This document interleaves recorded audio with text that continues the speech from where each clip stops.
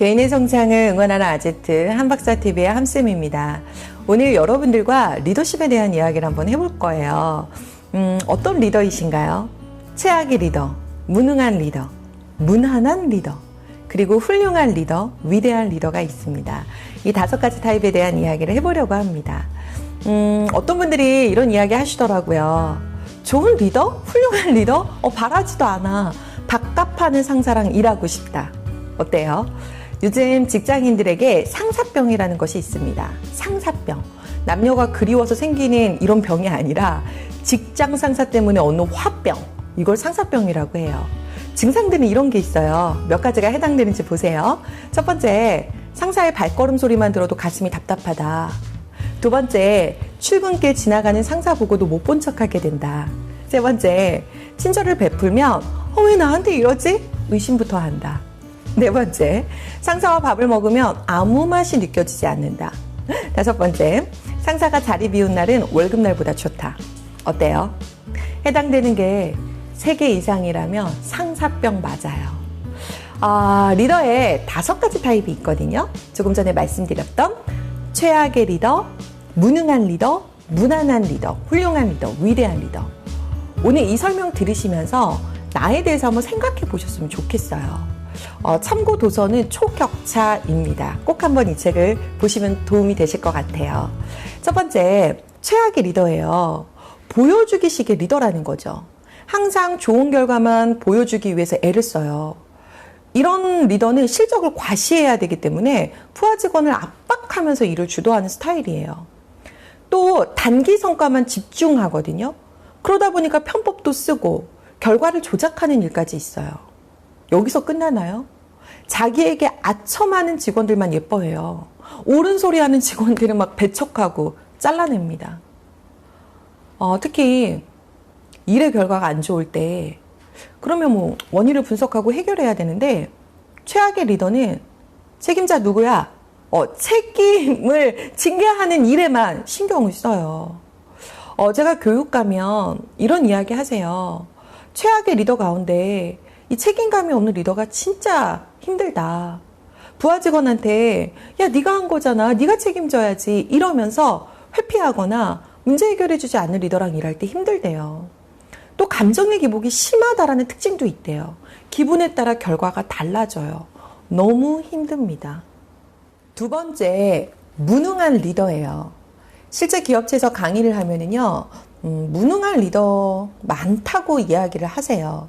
한마디로 밥값 못하는 상사예요.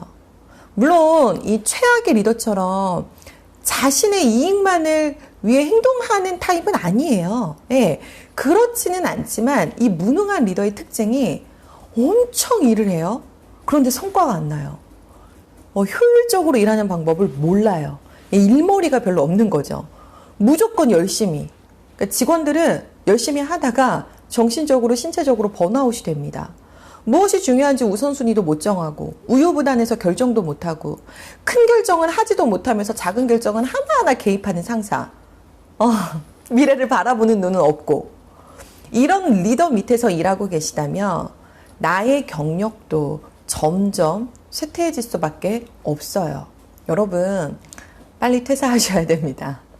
상사에게 배울 것이 없고 성장할 수 없는 곳에서 내가 월급 루팡으로 살지 않으셨으면 좋겠어요.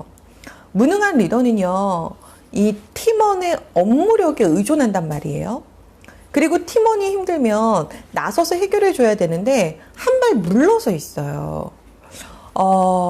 그것뿐이 아니죠. 일만 벌리고 해결 못하는 상사?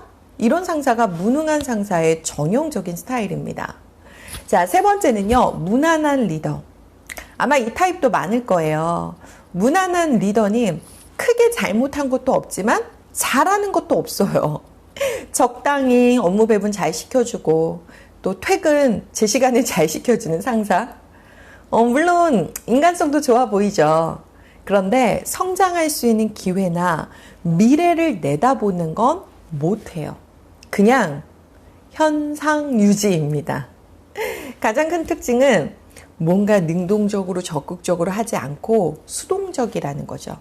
새로운 경험도 쌓고 도전도 해야 되는데 이런 추진력이 부족한 상사입니다. 솔직히 조직에서 이런 상사 많이 있잖아요. 그런데 이런 상사가 많으면 조직이 약해져요. 위기가 닥쳤을 때 이 돌파할 수 있는 힘이 있어야 되는데 계속 수비만 하다가 회사를 쇠퇴시킵니다. 네 번째, 훌륭한 리더입니다. 아무래도 이러한 리더는 미래 성장에 필요한 조치도 잘하고 실적도 굉장히 좋은 리더일 거예요.